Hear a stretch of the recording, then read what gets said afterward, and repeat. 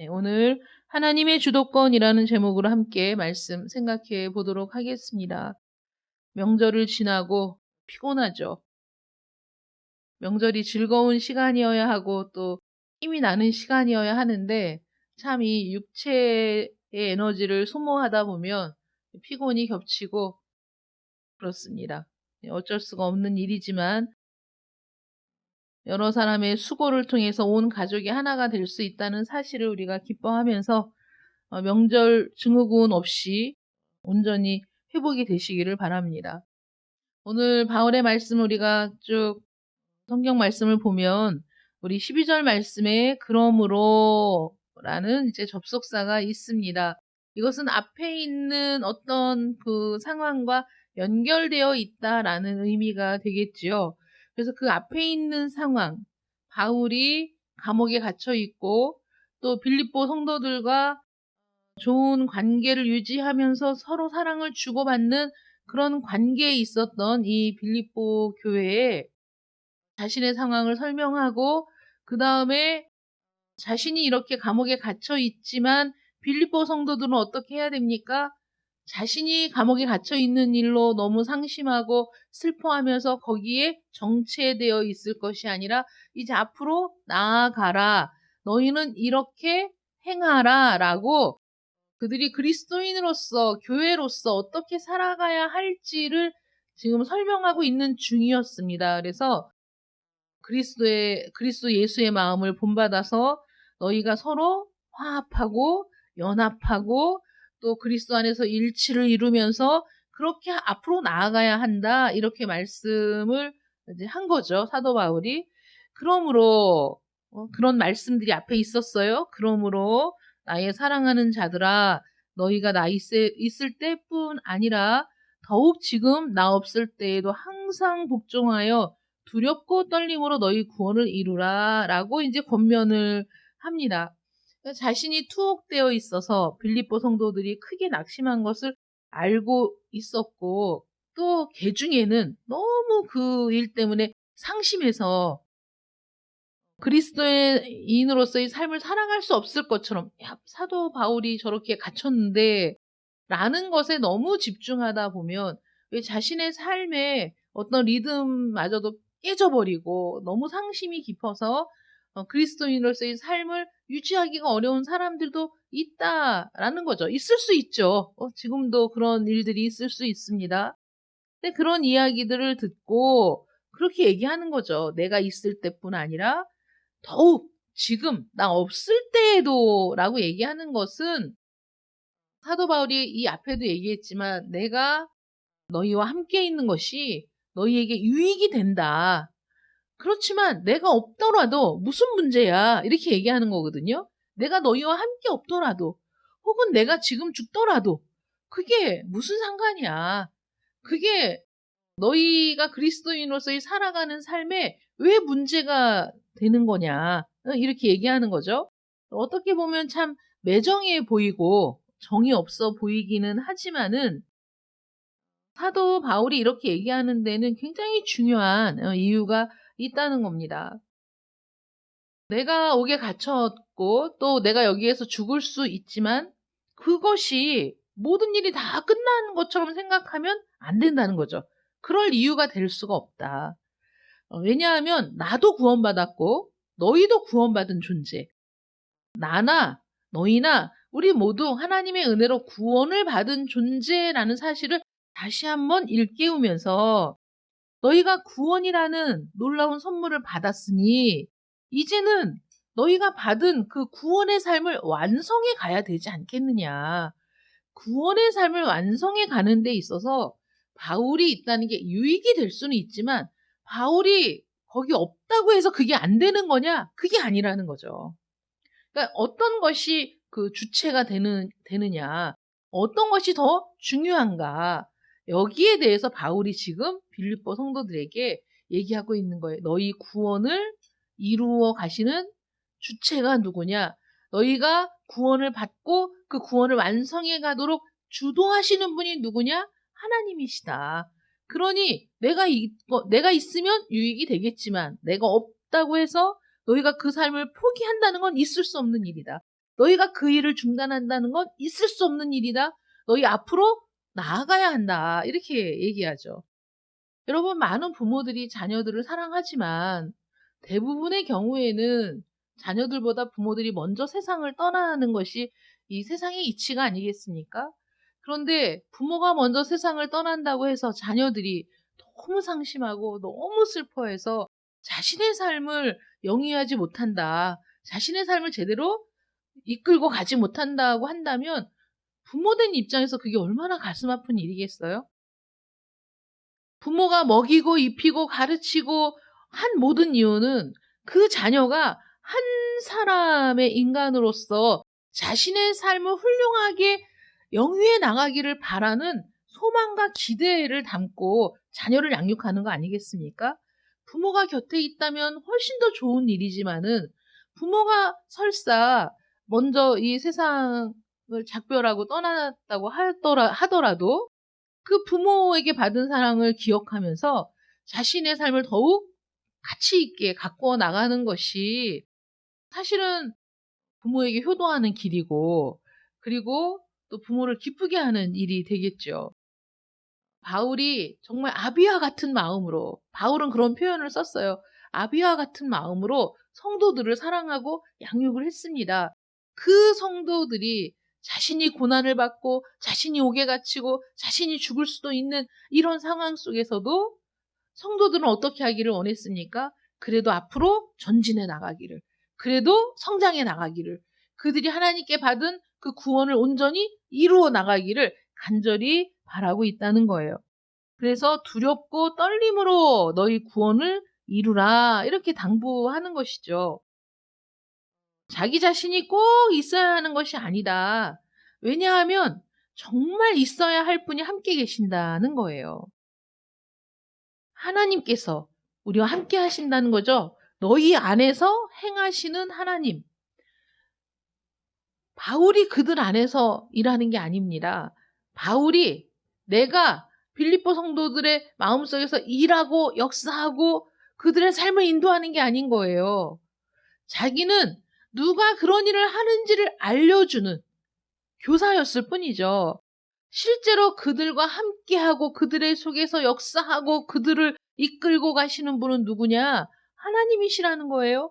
그 하나님은 지금도 너희와 함께 하신다. 그 하나님은 영원토록 너희와 함께 하신다. 그걸 잊지 말아야지. 응? 나는 살아도 감사, 죽어도 감사. 나는 살아도 주를 위하여, 죽어도 주를 위하여야. 그러면 다른 성도들도 사실 그런 동일한 믿음을 가지고 살아도 주를 위하여, 죽어도 주를 위하여, 지금도 나와 함께 하시는 하나님을 인하여서 기뻐하고 즐거워하고 힘을 얻고 그렇게 앞으로 나아가야죠. 그 하나님이 어떤 하나님이십니까? 우리 각 사람의 마음에 소원을 두고 행하게 하시는 하나님이시라는 거죠. 그래서 이 구원의 모든 역사를 볼 때 이 구원을 주도적으로 이끌고 가시는 분은 하나님이시고, 그 구원이 어그러지지 않고 또 실패하지 않도록 끝까지 붙들고 가시는 분이 누구시냐? 하나님이시라는 거예요. 그러므로 우리가 어떤 일을 당해도 낙심하지 않을 수 있는 이유, 어떤 환난을 당해도 우리가 낙심하지 않을 수 있는 이유는 오직 하나님으로 인해서, 우리 죄를 대신 짊어지신 그리스도를 인해서, 우리 안에 내주하시는 성령 하나님을 인해서, 삼위일체 하나님을 인해서 우리는 언제든지 힘을 얻고 앞으로 나아갈 담력을 얻고 또 우리는 그리스도인으로서의 삶을 지속할 수 있다라는 것을 지금 말하고 있는 겁니다. 모든 선생과 설교자가 침묵하고 모든 교사가 사라진다고 해도 궁극적으로는 그게 문제가 되지 않는다는 것이죠. 우리 기독교 역사를 쭉 볼 때 모든 그 선생과 또 설교자들이 침묵을 하거나 아니면 침묵을 강요당한 시절이 있었어요.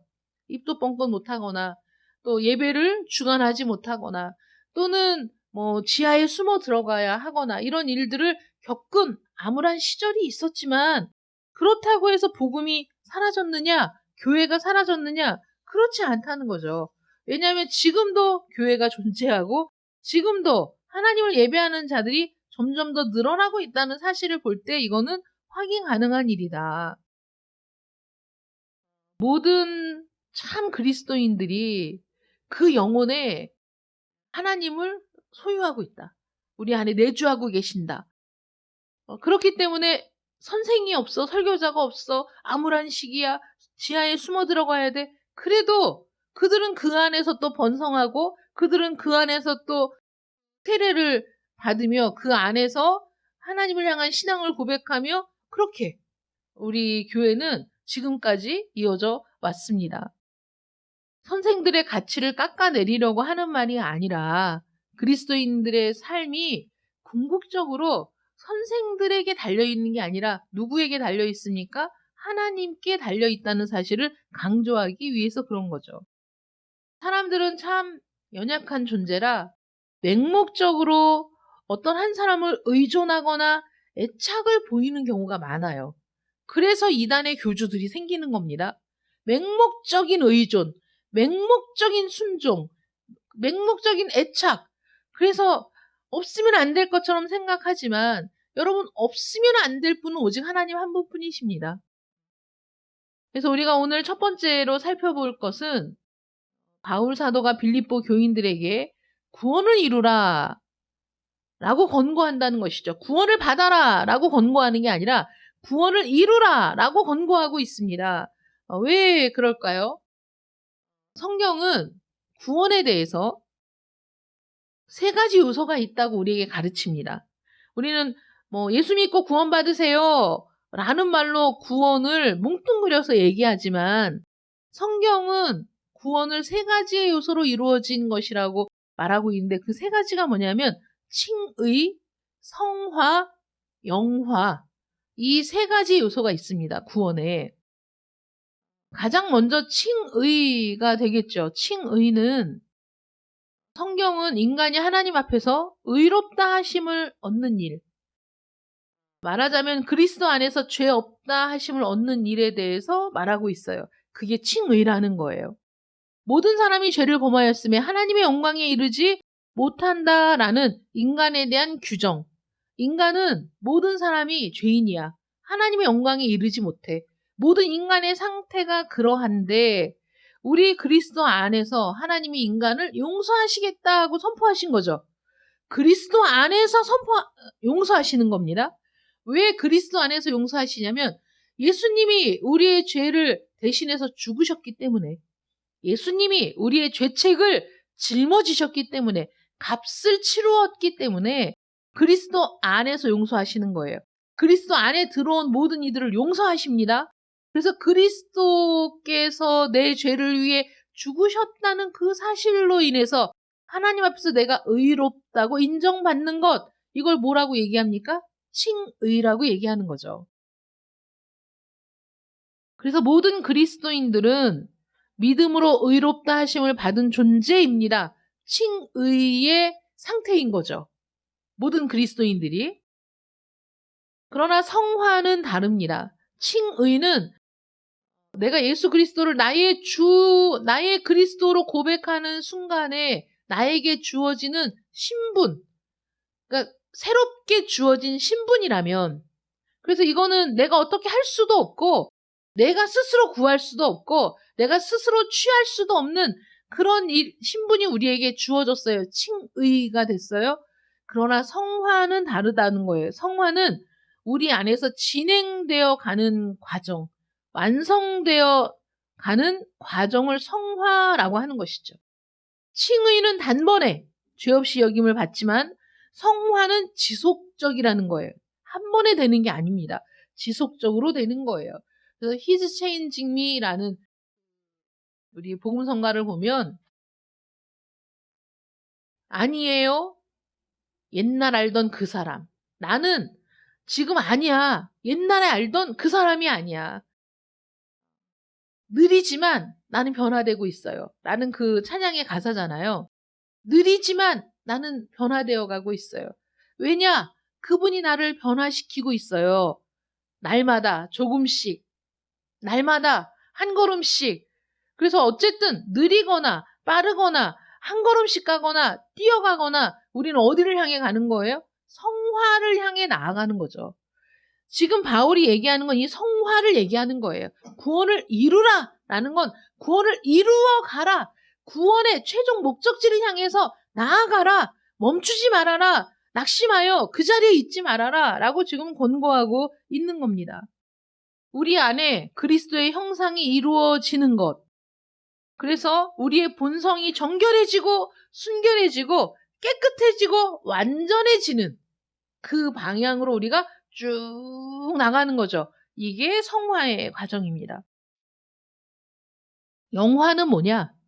영화는 그래서 이 성화의 과정을 거쳐서 결국 도달하는 목적지가 어디냐? 영화라는 거예요. 영화로운 상태. 마침내 도달하게 되는 상태를 영화라고 얘기합니다. 저와 여러분들을 비롯해서 모든 그리스도인들이 삶과 죽음과 무덤을 넘어 죄와 악과 모든 더러움에서 완전히 해방된 부활의 몸으로 하나님 앞에 서게 되는 것, 영화로워지는 그 상태, 거기가 우리의 최종 상태라는 거죠. 그 상태에 이르기까지 우리는 날마다 성화되어 가야 한다. 그래서 아니에요. 난 어제의 내가 아니에요. 아니에요. 나는 1년 전의 내가 아니에요. 아닙니다. 나는 구원받기 전에 내가 아니에요. 나는 느리지만 앞으로 나아가고 있어요. 나는 느리지만 한 걸음씩 나아가고 있어요. 성화되어 가고 있어요. 그게 우리 그리스도인이죠. 완전하지 않지만 나아가고 있는 겁니다. 변화되고 있습니다. 성장해 가고 있습니다. 그것이 우리 모든 그리스도인들의 삶이 되어야 하는 거죠. 그래서 구원이라고 얘기하면 이 세 가지의 요소가 다 포함이 되어 있다는 겁니다. 그러므로 바울이 지금 여기서 얘기하는 건 칭의가 아니라 너희는 이미 칭의, 너는 그리스도인이 되었어. 너희들은 이미 그리스도인이야. 근데 그 상태로 만족해서 거기에 있으면 안 돼. 앞으로 나아가야 돼. 이미 의롭다 하심을 받았으니 그 구원을 이루어 가라라고 능동적인 명령을 하는 거죠. 수동적인 게 아닙니다. 누군가가 나를 끌고 가겠지. 누군가가 나를 이끌고 가겠지. 그러지 말라는 거예요. 능동적으로 너 그 구원에 합당한 삶을 살아라 라고 지금 요구하는 것이거든요. 그래서 두렵고 떨림으로 너희 구원을 이루라. 왜 이렇게 얘기합니까? 너희는 이미 그 삶을 살아갈 수 있는 자격을 갖췄잖아.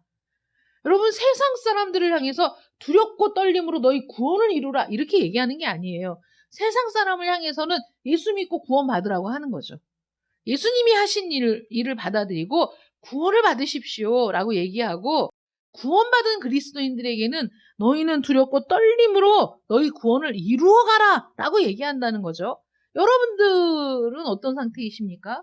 여러분들이야말로 두렵고 떨림으로 구원을 이루어 가야 하는 그런 상태가 아닙니까? 그러므로 하나님의 은혜로 우리가 그리스도인이 되었기 때문에 정말 내가 할 수 있는 모든 힘과 노력을 다해서 구원을 이루어 가야 하는 겁니다. 우리가 행하고 수고하고 애쓰라고 지금 얘기하고 있는 거거든요. 우리 올해 2024년 우리 오직 예수교회 표어가 뭡니까? 오직 너 하나님의 사람아 믿음의 선한 싸움을 싸우라. 믿음의 선한 싸움을 싸우라는 거예요. 믿음의 선한 싸움을 싸우면서 성화되어 가라는 것이죠. 앞으로 나아가라는 겁니다. 멈추지 말라는 겁니다. 이렇게 바울이 지금 빌립보 성도들에게 권면을 하고 있습니다. 근데 여기에서 두 번째 요점이 뭐냐면, 그러면 우리가 성화되어 가는 과정에서 하나님의 역할은 무엇이고 우리의 역할은 무엇이냐?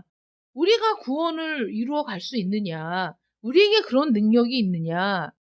근데 바울이 지금 뭐라고 얘기합니까? 두렵고 떨림으로 너희 구원을 이루라 라고 끝난 것이 아니라 그 뒤에 너희 안에서 행하시는 이는 하나님이시니 라고 지금 말하고 있거든요. 성경에 의하면 사람은 죄와 허물 때문에 죽은 상태로 태어납니다. 그래서 성경은 곳곳에서 인간이 영적으로 죽은 상태, 아무것도 하지 못하는 상태로 태어난다고 가르치는 것이죠.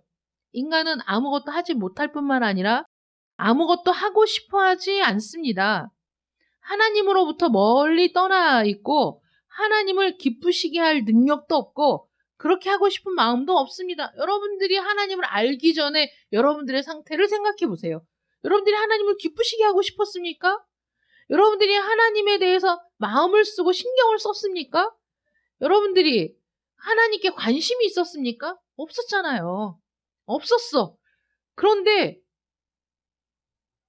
왜 우리가 지금 하나님을 신경 쓰느냐? 왜 하나님의 말씀에 신경을 쓰고 내가 못하면 괜히 마음이 찔리고 내가 왜 이런 상태가 되었지? 나는 어쩌다가 지금 이런 상태가 되었을까? 내가 왜 하나님을 기쁘시게 하는 일에 관심을 갖는 것일까? 내가 왜 하나님과 상관없이 인생을 허비하려는 마음이 불편할까? 내가 왜 이렇게 되었을까? 내가 왜 이렇게 달라지게 되었을까? 성경이 대답합니다. 에베소서 2장 4절에 하나님이 우리를 사랑하신 그 큰 사랑을 인하여 하나님이 우리를 얼마나 사랑하시는지를 내가 들었고 하나님이 우리를 얼마나 사랑하시는지를 내가 깨달았기 때문에 이제는 이전처럼 살 수가 없어요. 그렇게 되는 거죠. 내가 하나님의 사랑을 생각하니 나 이전처럼 살 수가 없어. 하나님이 나를 위해 얼마나 큰 사랑을 베풀어 주셨는지를 내가 깨닫고 나니 나는 그전으로 돌아갈 수가 없어. 우리 구원받은 모든 사람들의 마음이 그렇다는 것이죠. 하나님이 말씀하시죠. 예수 그리스도께서 우리가 죄가 있을 때, 죄인일 때 우리를 위해 죽어주심으로 하나님이 우리에게 대한 당신의 사랑을 확증하셨다. 보여주셨다는 거죠.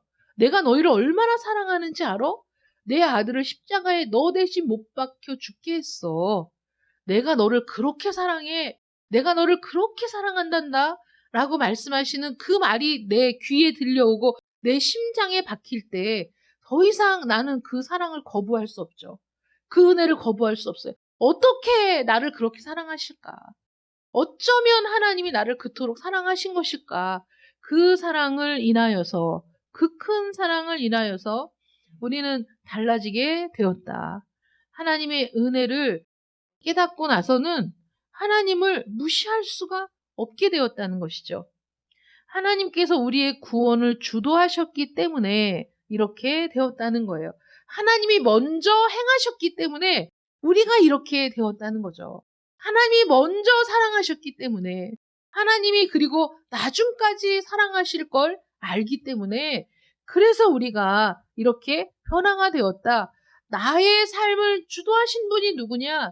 나의 삶을 이끄신 분이 누구냐? 나를 구원으로 이끄신 분이 누구냐? 바로 하나님이시다. 하나님이 우리를 소생시키시고 흔들어 일깨우시고 생명을 선물로 주셨다는 거죠. 여러분들은 하나님에 대해서 아무 관심도 없었는데 하나님이 여러분들의 삶에 개입하셔서 여러분들을 찾아오셔서 여러분들을 휘저어 놓으시고 이 모든 일들을 행하셨습니다. 하나님이 주도하셨습니다. 하나님이 주권적으로 역사하셨습니다. 그래서 우리 안에 이러한 갈망이 생기게 되었다는 것이죠. 그런데 거기에서 끝나는 것이 아니라 하나님이 끊임없이 계속해서 우리의 마음에 그런 거룩한 소원을 두시는 거예요. 마음에. 그래서 우리가 예배를 드리며 또 봉사하며 헌신하며 어떤 선한 일을 우리가 함께 하고자 할 때 우리 마음에 말할 수 없는 기쁨이 가득하고 또 그런 기대가 생기게 되고 더 나은 일들을 하고자 하는 소망이 생기는 것이죠. 하나님이 시작하셨고 하나님이 지금도 우리와 함께 하시며 지속적으로 우리에게 마음의 소원을 두고 행하게 하시는 하나님의 우선적인 행하심이 있다는 겁니다. 하나님이 행하시는 일이죠. 그러면 우리는 어떻게 해야 될까요? 우리 마음에 하나님이 그런 소원을 두셨어요. 그 소원을 두고 행하게 하실 때 우리 마음에 감동을 받고 나 이렇게 있으면 안 될 것 같아. 내가 이렇게 그 하나님의 은혜와 자꾸 멀어지려고 하는 내 마음을 다 잡고 내 마음에 그런 마음이 들 때마다 그런 것들을 제거하고 그리고 하나님이 기뻐하시는 대로 살아가고자 내가 혼신의 힘을 다하며 하나님의 뜻을 이루기 위해 내가 최선의 힘을 다하는 그런 삶은 누가 살아야 됩니까? 내가 살아야죠. 여러분, 내가 애를 써야 됩니다. 최선을 다해야 됩니다. 우리가 자녀들을 양육하면서 여러 번 경험하지만 요즘 아이들이 꿈이 없는 아이들이 많잖아요. 부모들은 많은 것들을 생각하는데 아이들은 정작 꿈이 없어. 공부도 귀찮고 싫고 짜증나고 왜 공부해야 되는지도 모르겠고 그냥 나는 게임하고 놀고 싶은데 엄마는 그냥 학원 다녀라 뭐 해라 뭐 계속 얘기하죠. 부모들은 모든 플랜을 짜고 얘를 어느 학원에 보낼까, 어디를 보내면 좋을까, 어떻게 얘를 자극해서 공부하게 할까, 오만 가지 생각을 다 하며 아이들이 원하기만 하면 공부를 시켜줄. 아이들이 정말 엄마 나 이거 공부하고 싶어. 그러면 그냥 어떻게 해서든지 공부를 시켜줄 모든 각오와 결단이 되어 있는데 아이들이 안 하는 경우에는 정말 어떻게 할 수가 없죠. 그렇지 않습니까? 그거와 똑같은 예는 아니지만은 하나님께서는 우리에게 선을 행할 능력도 주시고 또 선을 행할 마음도 주시는데 정말 우리가 움직이지 않고 꼼짝도 하지 않는다면 그게 무슨 의미가 있겠습니까? 제가 늘 생각하는 게 우리는 머릿속으로는 무슨 생각이든지 다 할 수 있지만 내가 일어나서 움직이지 않으면 그건 진짜 공상에 불과한 거죠. 아무것도 현실에서는 달라질 수가 없는 겁니다. 내가 일어나야 되고 걸음을 떼어야만 합니다. 움직여야 합니다. 움직이지 않으면 아무것도 안 되는 거예요. 옛날 어떤 책 제목이 사랑은 움직이는 거야 라는 책이 있었어요. 우리가 마음으로 아무리 어떤 사람을 사랑한다고 해도 움직이지 않으면 그거는 공상에 불과한 거예요. 움직여야 합니다. 우리의 삶이 움직여야 돼요. 나아가야 돼요. 앞으로 가야 됩니다. 그러면서 우리가 하나님의 이적을 보는 겁니다. 여러분, 이스라엘 백성들이 광야에서 어떻게 이적을 받겠어요? 움직이니까. 만나가 내렸어요. 밖으로 나가야지 만나가 있는지가 보일 거 아니야. 밖으로 나가야 만나가 보이고 만나가 보이면 만나를 가져와야지. 그래야지 우리가 먹고 살 거 아니야. 우리 가족이 오늘 하루를 먹을 거 아닙니까? 움직이지 않는데 어떻게 됩니까? 하나님은 만나를 내려주셨어요. 은혜를 베풀어 주셨어요. 어떻게 해야 됩니까? 나가서 그걸 은혜를 누려야지. 나가서 그 은혜를 내가 내 것으로 만들어야지. 하나님이 은혜를 베풀어 두셔도 먹을 걸 준비해 두셔도 외출하기를 보내주셔도 잡아야 될 거 아니야 가서. 그냥 넋놓고 가만히 앉아있는데 내 손에 누가 들어오냐고. 누가 그 만나를 갖다가 갈기도 하고 찌기도 하고 해서 누가 나에게 떡을 만들어서 입에 넣어주냐고. 내가 움직여야지.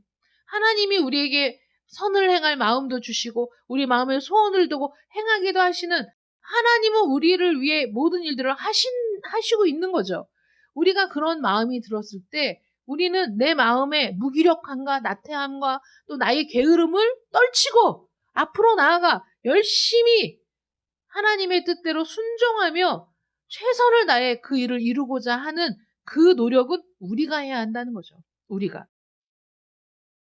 아무것도 안 하면서 가만히 있으면서 하나님이 알아서 하시겠지. 하나님의 뜻이라면 하나님이 알아서 하시겠지. 라는 그런 교만한 마음은 당장 버리시기를 바랍니다.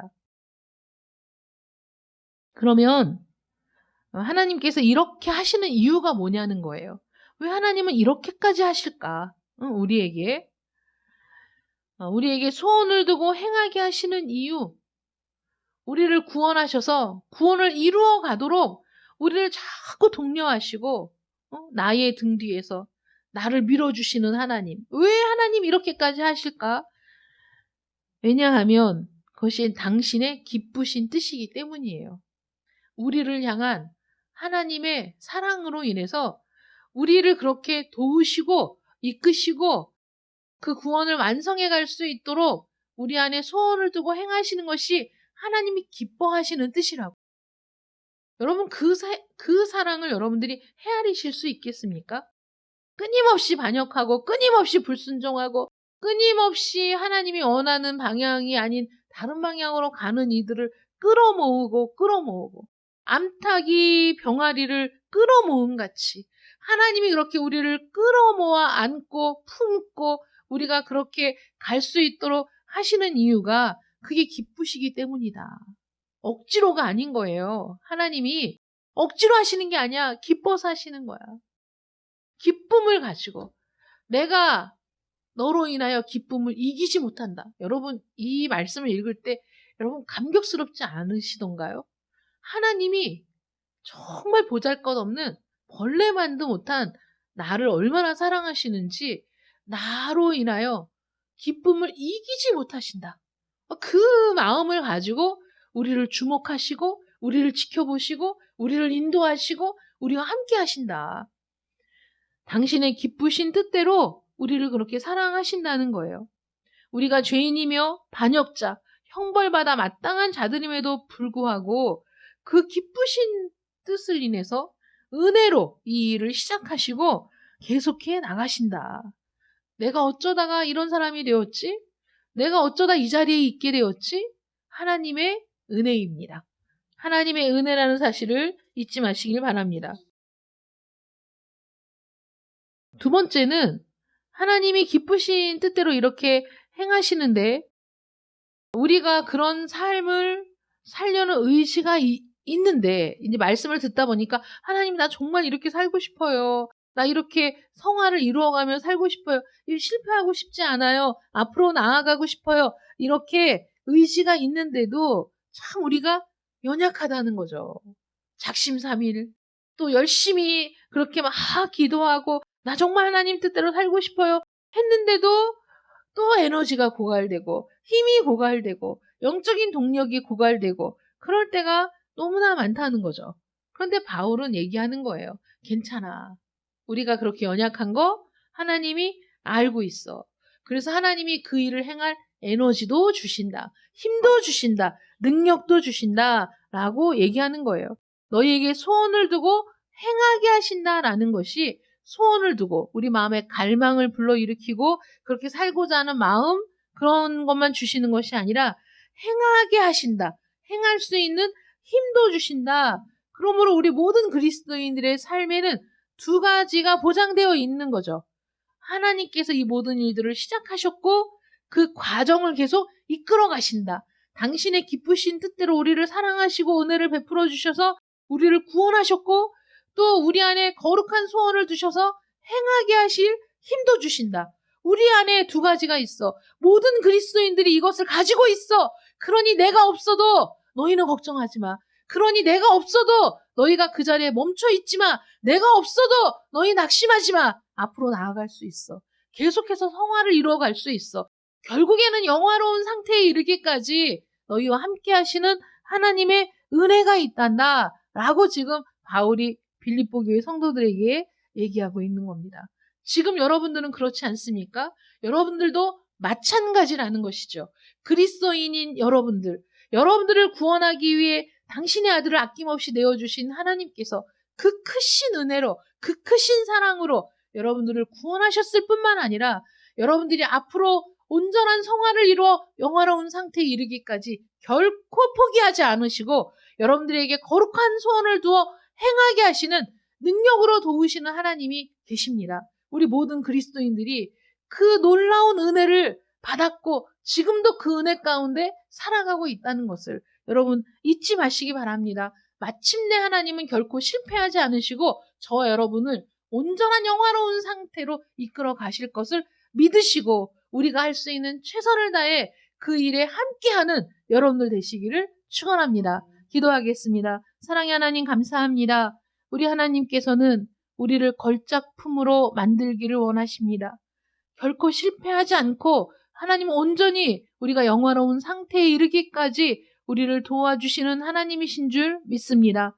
하나님께서 우리가 아직 죄인 되었을 때 우리를 위해 우리 주 예수 그리스도께서 십자가에 달려 죽으심으로 우리의 모든 죄책을 다 담당케 하시고 그래서 우리가 예수 그리스도의 이름으로 구원받게 하시며 하나님의 자녀가 되게 하시며 하나님의 은혜와 사랑을 입게 하여 주셨습니다. 하나님 그 사랑도 감격스러운데 이제 우리가 온전한 성화를 이루기까지 끊임없이 우리 안에 내주하시고 우리에게 힘을 주시고 우리에게 에너지를 공급하시고 우리에게 그런 마음을 품게 하시며 갈망을 갖게 하시고 그 일을 행할 수 있는 능력도 주시니 하나님 늘 기뻐하고 감사하는 가운데 우리의 힘을 다해, 우리의 마음을 다해, 우리의 온 정성을 다해 하나님을 기뻐하며 그 뜻대로 순종해 나가는 저희들 되게 하여 주시옵소서. 예수님의 이름으로 기도드립니다. 아멘.